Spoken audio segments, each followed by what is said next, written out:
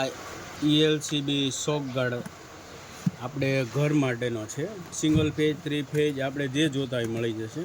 આ single phase છે. આપણે આમાં જો મોટું ને હેવી મોડલ છે.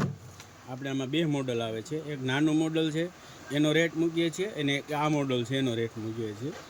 અને આ ELCB આપણે શું કામ કરે કે ભાઈ આપણને શોર્ટ લાગે તો પડી જાય, કોઈ હાઈ પાવર આવે તો બી પડી જાય. અને આપણે માનો કે ટેસ્ટ રિપોર્ટ સાથે આવશે. આપણે માનો કે કોઈને ટેસ્ટ રિપોર્ટ આપણે GAB વાળા મંગાવતા હોય કે PGVCL વાળા હોય, એને ટેસ્ટ રિપોર્ટ જોતો તો ટેસ્ટ રિપોર્ટ બી મળી જાય. આ જે સ્ક્રીન ઉપર નંબર આપેલા છે, સ્ક્રીન ઉપર નંબર એની પરથી મેળવી શકશો તમે.